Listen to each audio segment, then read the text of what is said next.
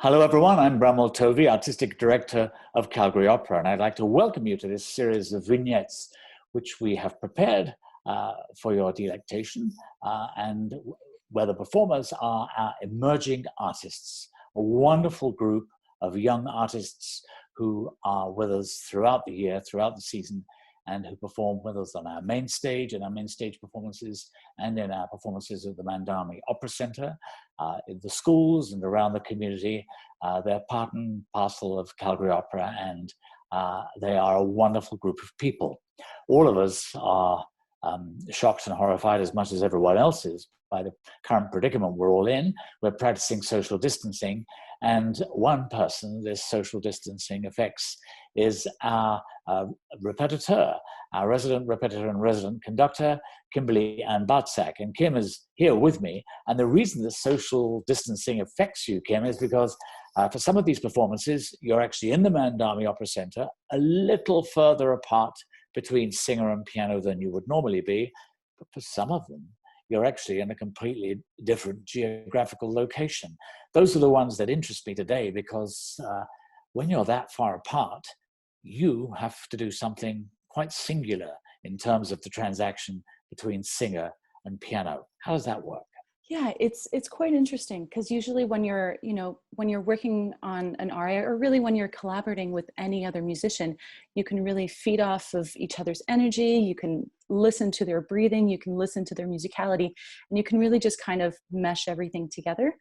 Whereas right now, because I did a lot of the recordings remotely, I have to practically imagine how their interpretation will be while I'm still just kind of in my own little bubble of a black room, as you can say, or a black box, just imagining all of these, oh, this person's going to take a breath here, they're going to take a little bit more time here, and just kind of imagining that the amount of space or breath that I'm giving them will be enough when I send them their recordings.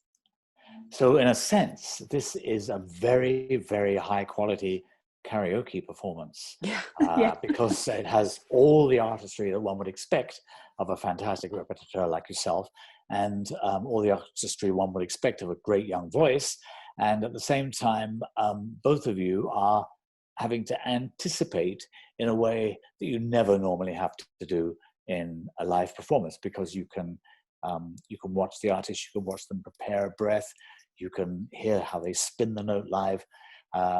I should perhaps explain to everyone at home that every single note that we perform has a beginning, a duration, and an end.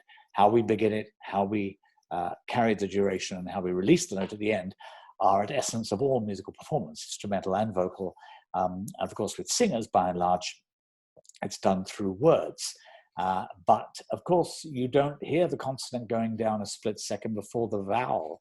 So you have the toughest job of all. Now, when we see these vignettes, when we see you in the studio with the singers, we see you just a little bit further apart. 2 meters is just a little bit further apart than you would normally be. But actually, when we see the screen, as it were, bifurcated, then they are, actually a couple of them were actually returned home to their homes for the duration of the lockdown. So they were not even in Calgary; they were in were in Toronto and so on and so forth. Yeah. And how do you feel about the end result? Overall, I'm quite happy. Obviously, as a professional, I want to give the best performance possible, and giving singers, giving them the opportunity to shine as well as possible is always my main goal. But at the end of the day, given the current situation, being able to give something to the community, music is really a very good, it's music for the soul. It's something that we can share together, that being able to just kind of look over those little nicks that I think that I could have done a little bit better. At the end of the day, if the community is happy and we're sharing something with them, that's the most important. But of course, it's always like that with recording, isn't it? Every time you record something, you listen to it. 100. But that's what makes music so amazing and alive, because you always strive to be your better self. It's never going to be perfect. There's always something to learn. We're only as good as our next performance. And of course, when you're performing in opera, in an opera rehearsal, there's usually a conductor thrown into the mix to lead the direction, especially in ensemble work, and generally to support and to assist and to empower the singer, which of course is the role that you have as the accompanist in this situation, to perform as well as they can. How is the lockdown going in your house? Because your husband is the conductor, Grant Harville, and there's the two of you. You're both, neither is able to perform at the moment. How are you passing the time when you're not doing vignettes with the artists? Well, it's funny. We're both kind of fighting for the piano because he's just wanting to learn some music. So we've kind of designated each other. You know, I have the morning session, he has the afternoon slot. All right. But it's been quite nice because, as you said, he's the conductor, so he's often in the States. So we're just kind of enjoying our time together and actually learning some Bach chorales, which is kind of funny, but we're enjoying it.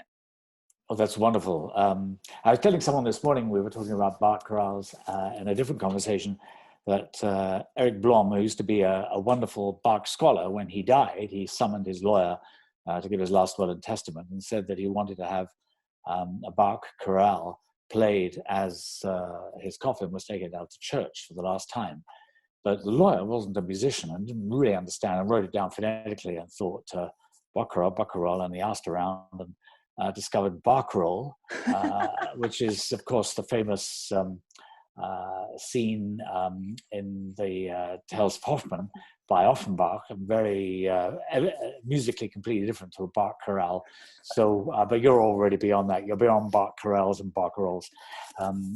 That's an example of the sad kind of humor that's been keeping our household going, while I've been trying very hard to come up with dad jokes.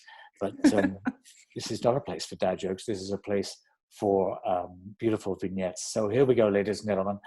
Do enjoy emerging artists of Calgary Opera in their vignettes, especially performed for you.